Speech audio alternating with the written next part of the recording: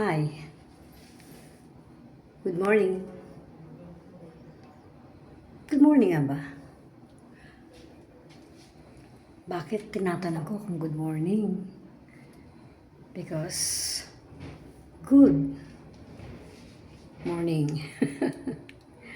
Because God is good and every gising is a blessing from God. So, good morning. Ba't ba ganito yung drama ko ngayon?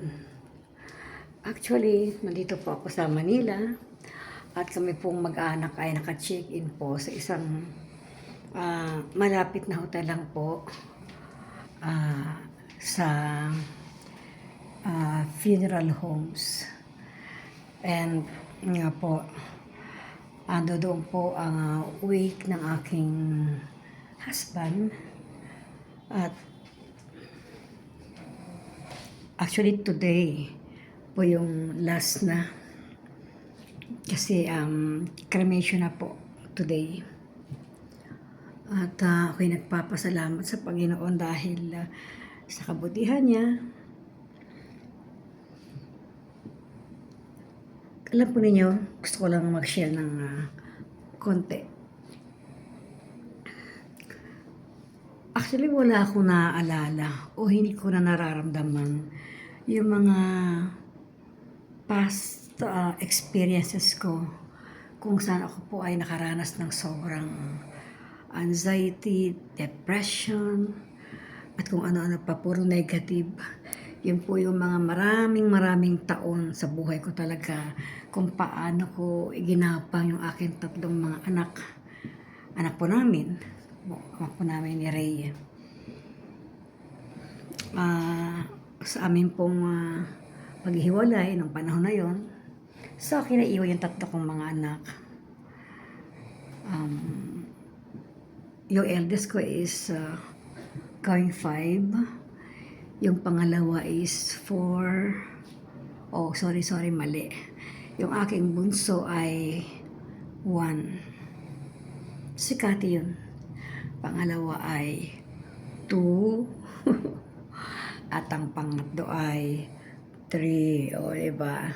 Pero, alam nyo, nung panahon na yon, sobrang inosente ko. Parang pakiramdam ko nawalan ako ng isang paa, nawalan ako ng isang kamay. Tapos parang laging madilim. Alam mo yung madilim, yung kakapaka. Meaning parang na lagi akong out of balance. Hindi ko alam. Ang hirap, lalo na kapag sumasapit ang oras ng gabi. Natatakot na ako mag-isa. Hindi ako makalabas ng bahay na mag-isa. Alam niyo yung panahon na yun. Hanggang sa unti-unti na natutunan ko talagang bisisit. Mag-isa na lang ako. So, ano dapat kong gawin sa aking tatlong anak na iniwanan na po nung panahon na yun, ang tawag ko ay hindi po siya sumakabilang buhay kasi buhay pa po siya ng panahon na yun. Siya po ay sumakabilang bahay. Na po. So, to make the story short or shorter, nagdiwa-diwa po siya kung saan-saan na ayun, ng mga babae. At lahat naman ng babae pinupunta niya, not all, pero yung iba ay kilala ko, alam ko, actually nakasama ko pa. Na po, at ang panahon na yun, talaga naman tigre din naman po ako dahil naranasan kong sugurin yung mga babae na yun. Magkatang alam ko, may karapatan ako dahil kami nga po ay legally married po. Kaya, pero alam nyo, kakapagod pala. Kapag kasi ang lalaki ay magluloko talaga. So, siguro hindi ako martir. Diba may mga babaeng martir, ako po hindi ako martir. Pero ako po si Gabriela Silang. kasi sabi ko, I have the right, I have all the rights. And meron akong panampal sa mga pagmumukha. ng mga babaeng yun dahil yung marriage contract ko po, yung syempre yun yung talagang panlaban ko. Umabot na rin ako doon sa demandahan, kumuha ako ng abogado. So, gusto ko rin magdemanda kasi nga lahat ng babae niya pinapakasalan niya ng fake. It's a fake. So, sabi ko, kasi lang, alam niyo po ba, ng panahon na yun, kapag ako ay kumukuha ng abogado, ay anong nangyayari talaga, parang yung abogado, ako yung unang kliyente niya. Alam niyo yun, pag sinabi niya, sige akong bahala, tutulungan kita. O anong saway paggawa doon, gusto hulihin natin, pakulong natin, paluhurin ko sa harapan mo. Tapos alam niyo ba, sabay akbay, sabay hawak ng kamay ko, ay kakaiba.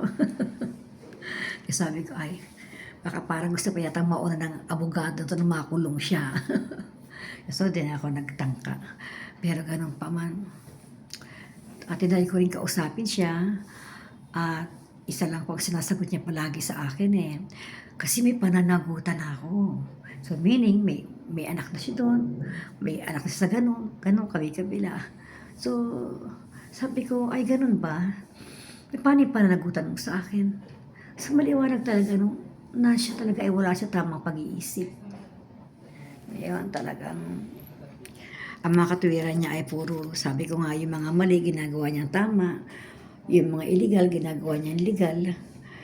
Yun siya Diba? Hanggang sa siguro sumuko ako, nagsawa ako. So mahabang panahon din talaga na wala kami communication. Pero sa mga anak ko, ganun din po no? Kaya mga anak ko talagang grabe, todo-todo ang tampo sa kanya. Di pangatampo kundi galit. Kahit ang liliit pa nila noon, habang lumalaki sila, unti-unti, no? 4, 5, 6, 7, gano'n. Halos wala po siyang paramdam. At ang panahon na yun, inugol ko pa naman yung aking sarili sa pagtatrabaho. So, napilitan po ako mag-abroad, mag-Japan, dahil ilan naman ang pwede kong gamitin ang aking pag-awit na malaki ang kita. At mga anak ko ay mabibigay ko yung gusto nila. Hindi nila maramdaman nawa yung malungkot, yung kulang. So yun, nag-double time po ako. Kahit ako ay isang teacher, graduate po ako ng education, kaya ang nangyayari po, sabi ko hanggat kaya kong kumanta, yung talent ko, gagamitin ko. Dahil alam ko naman na kapag hindi na, kumbaga hindi ka na pwede kumanta, may edad-edad na, ay babalik ako sa pagtuturo. Ganun mga plano ko. Kaya alam nyo, pero alam niyo po ang nangyari, nagpapakita ang ama nila nung medyo mga high school na sila, na college na.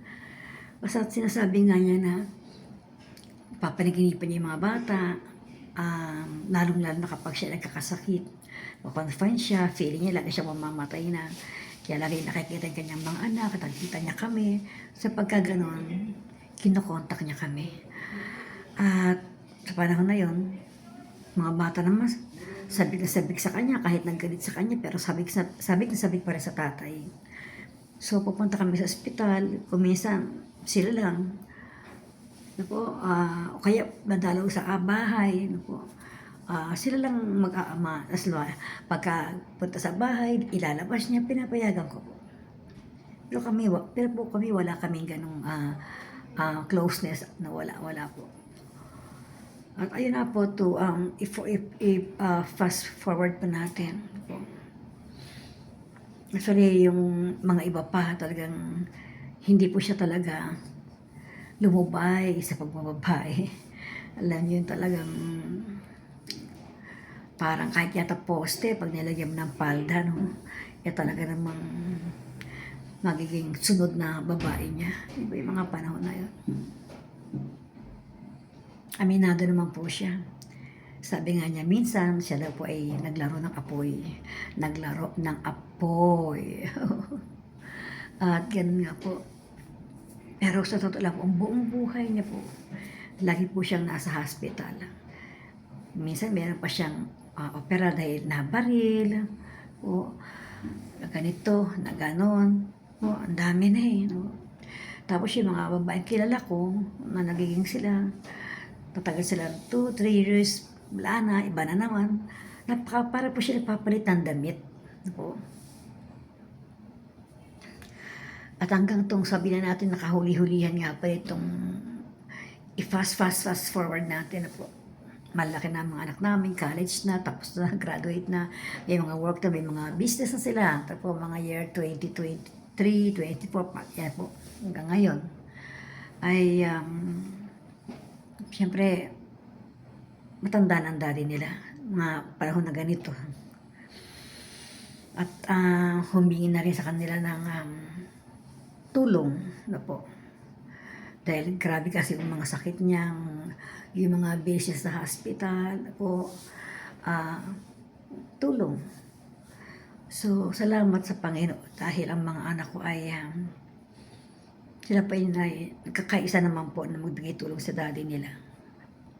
At dinadalaw po nila. At syempre sa pagpunta nila doon, nakakasabay nila yung mga ibang kapatid nila sa ibang mga babae. Ganun po. Pero salamat talaga sa Lord kasi hindi naman po ako nahirapan na paliwanagan sila. Kasi as they grow older, of course, they grow matured din po.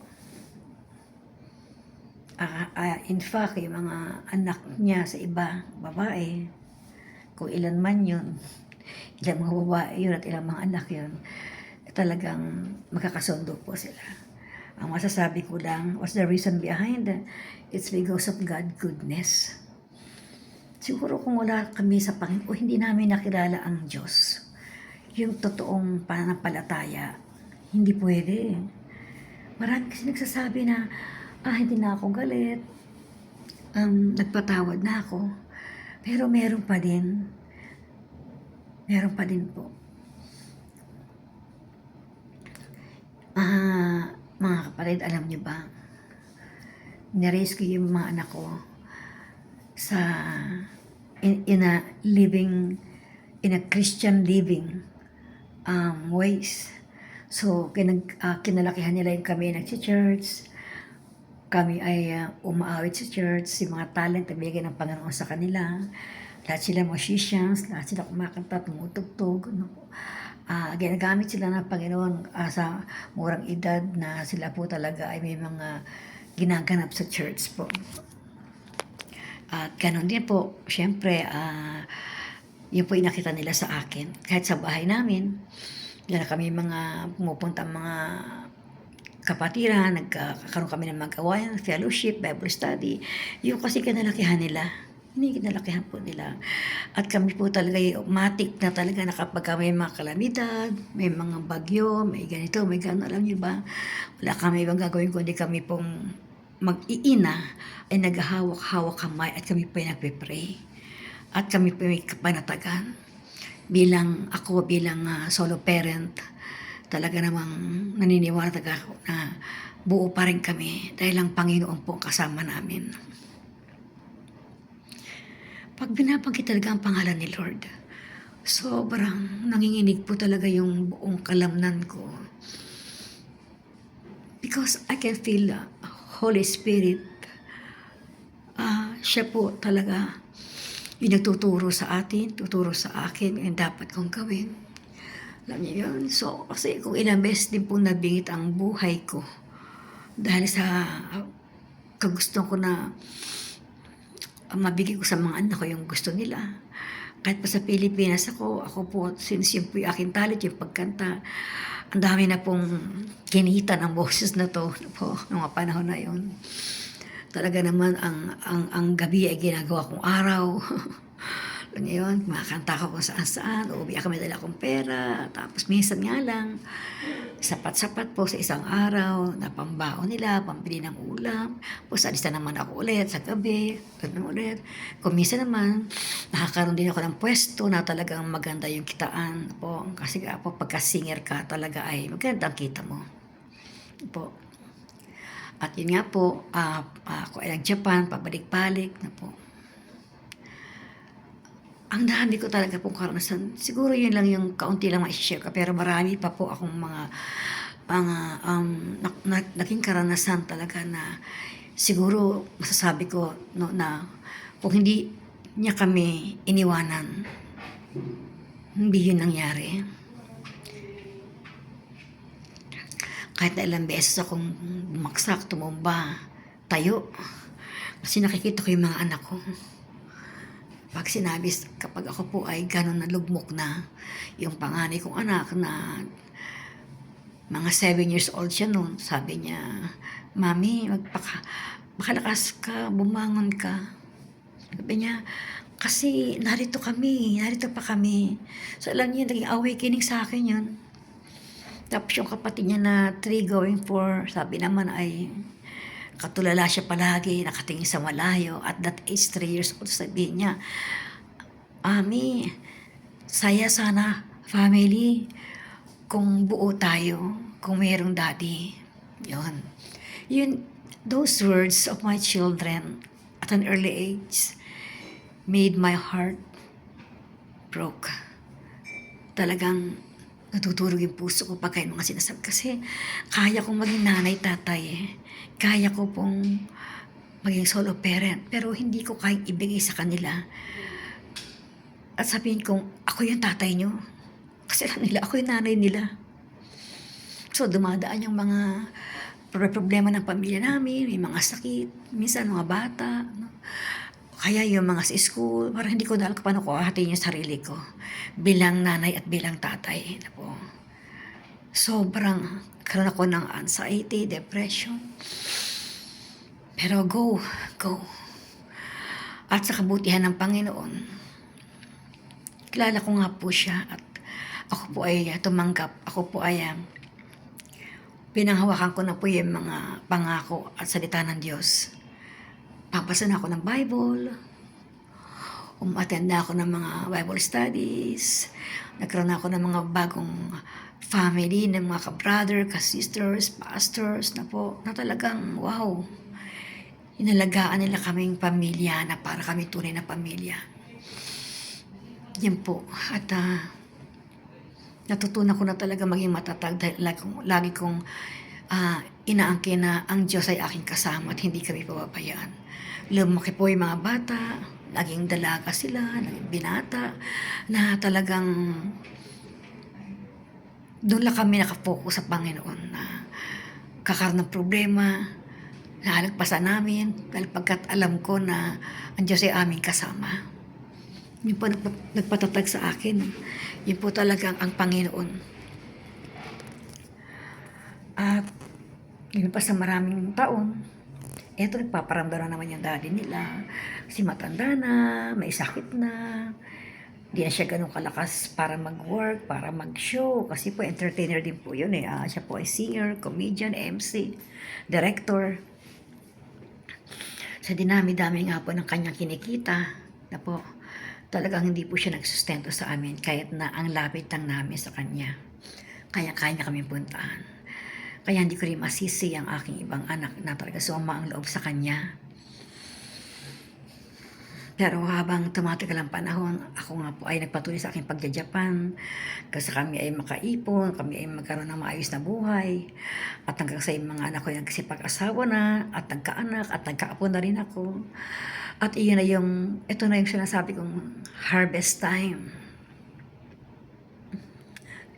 Harvest time po yun eh. Kasi sobrang pagod ko sa mahabang panahon na naging solo parent ako sa kanila. Nung sila po ay maging stable na po sa kanilang mga trabaho, negosyo, ako po ay naging sitting pretty na lang. Meaning, I don't have to work anymore. Wala na ako inisip na pambayad apartment, wala na ako inisip na pambayad mga bills ko. Kasi nga po nagkaroon po kami ng sariling bahay, po, karoon kami ng negosyo. Lahat yun talagang pinaikot ang Panginoon. Lahat ng wala noon, ngayon meron. Bumaliktad po lahat eh. At ang dadin nga nila na sobrang talagang Para kumbaga nagtampisaw sa kaligayahan at sa karangyaan. Bumaligtad po lahat. Pero gusto kong sabihin na hindi ako natutuwa at hindi ako nagse-celebrate dahil gano'n. Sapagkat ang alam ko po, ang Diyos ay pag-ibig. God is love, is full of mercy, full of compassion. At tinuro po niya sa akin na magpatawad, magpatawad, magpatawad. Kaya po nung mga panahon na marami na siyang sakit, talaga namang diabetic siya, mahina yung lungs niya, meron siyang mild stroke, nagkaroon siya ng sakit sa prostate, siya ay naoperahan, at ang pinakahuli nga po yung nagkaroon siya ng sakit na sa pancreas po, pancreatic cancer. Yun po yung talagang naging malala. Naging malala po yun. At yun nga po yung dahilan kung bakit siya ay nawala. Ang isang bagay na gusto kong bigyan ng diin, ito pong taon na ito ng 2026 po, na actually we are in good terms na friendship, parang kapatid, gano'n. Pero talagang ito po yung talagang time talaga na sinasabi niya na gusto kong bumalik sa iyo. Kasi po iniwan na po siya ng lahat ng babae. May namatay, merong nag-abroad, sumama sa iba, at meron talagang hindi nagkasundo, mag-away sila. So lahat po yun lahat ng nagiging babae po niya ay hindi naman po talaga nagiging forever sa kanya. Kasi po umabot ng 5, 6, 7, 8, hindi pa rin po talaga. Kasi umabot talaga ng mahabang pagsasama ng ibang babae sa kanya yung mga babaeng ito ay namatay po. May sakit. Yung iba naman, nahuli niya na kinakaliwa daw siya. Ayun. Yung isa naman, dahil kakasakit na siya, hindi na siya kayang alagaan, pagod na, nanawa na, kasi hindi na siya makapag-work, wala siya maibigay na pera, ay iniwanan din siya. Pinagpalit siya sa mas bata. So, yun po at marami pang iba. Pero, eto ako, naalala niya ako, at ako talaga yung binabalik-balikan niya na kausapin mga anak ko. So, hindi ko pinagkait yun. Pero, yung pong panahon na ito na nung ganyan na siya, parang kung iisip, parang, ay, ba't ngayon lang? Huli na. Kasi kahit po bumabalik siya sa akin, hindi ko na rin po siya tinanggap dahil iba na Tsaka hindi gano'n basta, eto na naman, balik na naman. Kasi alam niyo po, meron tayong Panginoon talaga na nagbibigay sa atin ng plano sa buhay natin, hindi yung plano natin. Kung gugustuhin ko, why not? Sige, balik ka sa amin. Pero sobrang iba na po yung sitwasyon ngayon. Po, kasama ko sa bahay ngayon, aking anak na lalaki na panganay at ang aking kapatid na babae. 3 po kami. Yung 2 anak ko babae ay may pamilya niya. Nakahiwalay na po. Kaya, kasi ang Lord naman nagbibigay sa atin ng discernment yan po. Kung talagang way niya or will niya, yun talaga ang mangyayari. Po. So, 2024 na operahan po siya ng prostate. Pero meron pa po siya kinakasama ng panahon na yun. Meron siya kinakasama babae. Medyo hindi pa siya ganun tapos ibig sabihin meron pa siya talagang pag-iisip talaga nakakaiba, talagang doon pa rin sa babae, pero may communication sila ng aking mga anak, pag meron mga kailangan pag-usapan, ganun. Pero sa katagalan po itong babae na ito, itong huling babae na ito po, ay kinawawa siya ng sobra-sobra, pinabayaan siya, dahil bedridden na siya, hindi na po siya kagalaw, sobra na talaga yung hindi na siya makalakad, at iniiwan-iwan lang po siya, at panay po ang pasyal ng babaeng ito, pasyal dito, pasyal doon. Tapos yung pera, hawak, hindi siya bibigyan ng pera, hindi siya iniiwan ng pagkain. Yung mga kapitbahay lang po ang nagbibigay sa kanya ng pagkain, at kapag siya nagkukulaps, ang mga kapitbahay pa rin ang nagdadala sa kanya sa ospital. Alam nyo, tama siyang sama ng loob. Yung mga panahon na yan, 2025, kami po ay lagi nagtatawagan sa phone. Alam niyo po yan, binigyan ko to ng oras na siya ay pagbigyan, nakausapin, dahil yun po yung leading sa akin ni Lord, na i-share ko sa Kanya yung goodness ng Panginoon. Nasabi ko sa Kanya, na sa panahon ngayon na ganyan ka, wala akong ibang kailangan. Hindi akong kailangan mo. Hindi akong kailangan puntahan mo, kundi ang Panginoon. Mapit ka, humingi ka ng tawad sa lahat na nagawa mong kasalanan. At patatawarin ka. At tanggapin mo ang Diyos sa buhay mo bilang iyong Panginoon tagapagligtas. Sabi niya, siguro, kaya ako nagkasakit kasi dami kong kasalanan.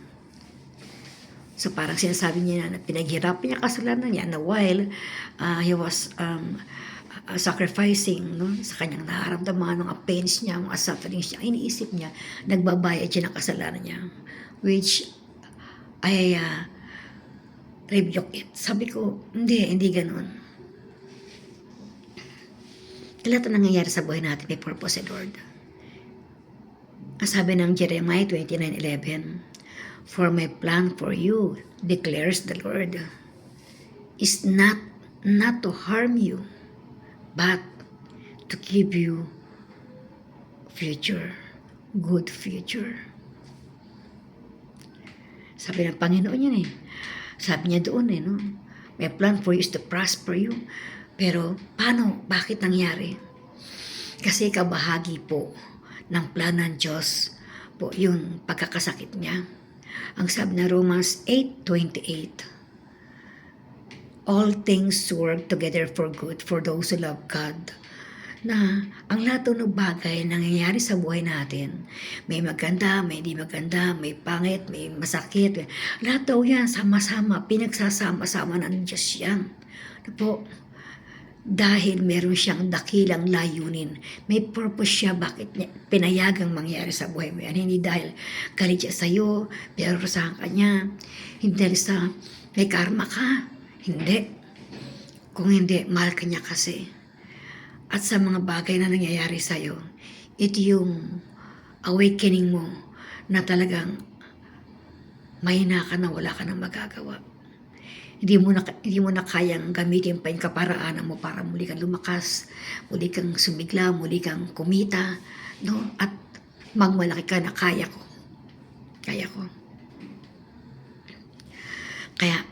Kaya nga po ang sabi ay, ang sabi ng 1 John 1:9, "Kung ikaw ay lalapit sa akin at ikaw ay magsisisi sa mga kasalanan mo, ang Diyos ay tapat at dakila upang ikaw ay kanyang patawarin at linisin sa lahat ng iyong mga kasalanan.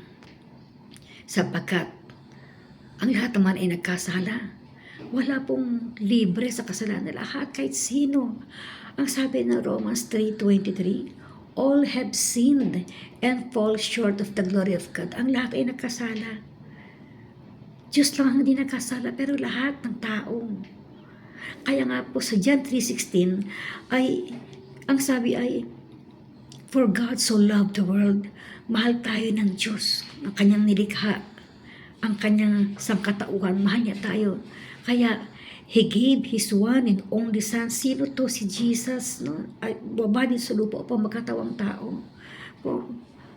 At ang sabi, ang sino mang sumampalataya sa Kanya, sumampalataya at tumanggap sa Kanya bilang Lord and Savior, ay hindi na mapapahamak, hindi na mapupunta sa apoy ng impyerno kapag siya ay namatay. Kung hindi, magkakaroon siya ng buhay na walang hanggan. All we have to do is to repent, magsisi, and accept Jesus as your Lord and Savior. Accepting Jesus as your Lord and Savior means na sinusurrender mo na yung buhay mo sa Kanya, na wala ka ng sariling desisyon, wala ka ng sariling ginugos sa buhay mo, kundi siya na ang lahat, siya ang hari ng buhay mo. Kailangan meron tayong obedience sa Kanya. But it doesn't mean that you are perfect. Kapag wala pang perfect, we are not perfect, but we have a perfect God. Mahal tayo ng Diyos eh. Kaya nga sabi, ang tayo makasalanan, likas na makasalanan ang tao.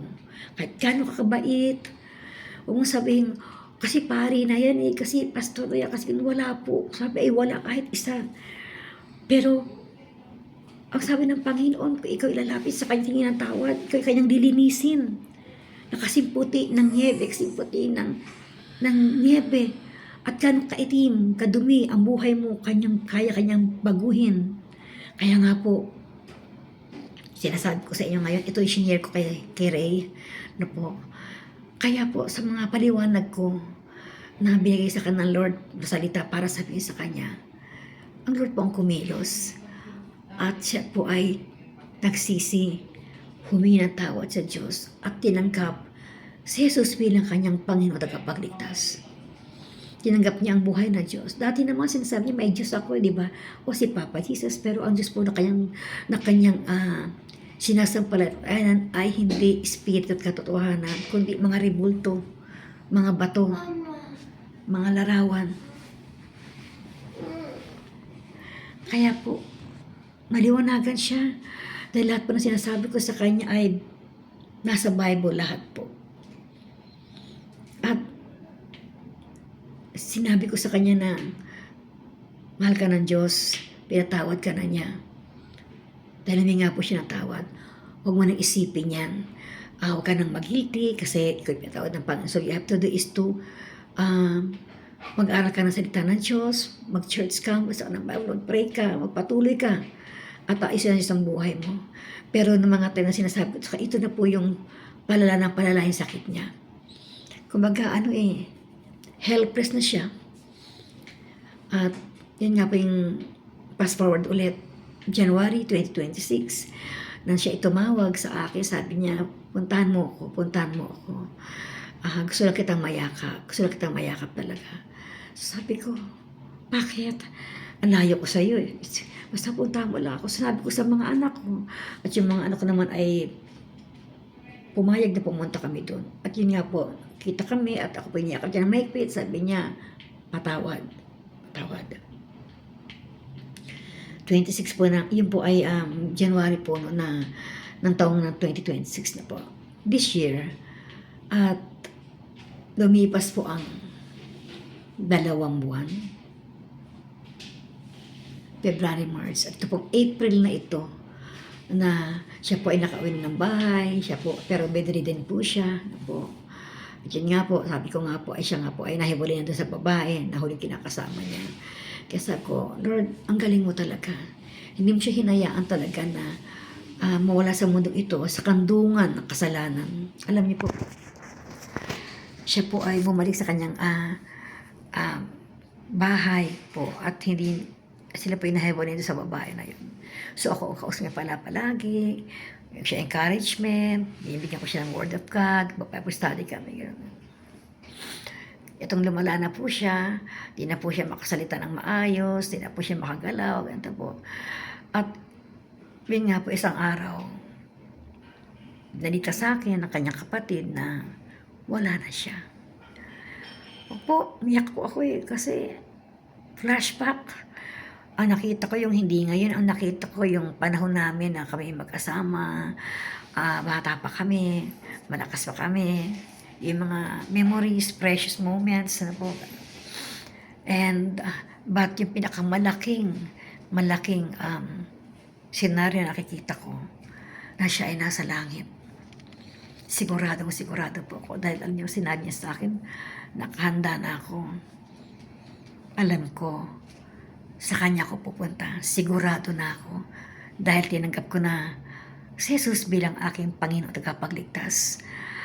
Kaya, mula man ako sa mundong ito, masaya ako. That is the greatest gift of God na binigay po niya sa ating lahat, yung pong eternal life. Kaya naniniwala po ako na siya ay kapiling ng Panginoon, walang alinlangan po. Dahil nga po, ang sinabi ng John 3:16, mahal tayo ng Diyos, kaya ibinigay niya sa atin si Jesus, at ang sino mang sumampalataya sa Kanya, sabihin tumanggap sa Kanya, sumuko sa Kanya, nagsisi, nabuhay, Kristiyano, ay Kanyang bibigyan ng buhay na wala hanggan, papasukin niya sa Kanyang kaharian at hindi dadanas ng paghihirap sa apoy ng impyerno. Yun po. Alam niyo po, itong araw na to, ika-5 araw na po ng burol niya. Kaya po ako'y naka-black. At ngayon po ang araw ng kanyang cremation. At ito po yung last day na makikita namin siya sa casket na buo pa. Dahil maya-maya lang po siya po i-cremate. I-cremate na po. Pero wala na siya doon, hindi na siya yun katawang lupa. Siya po ay nasa Panginoon. Salamat.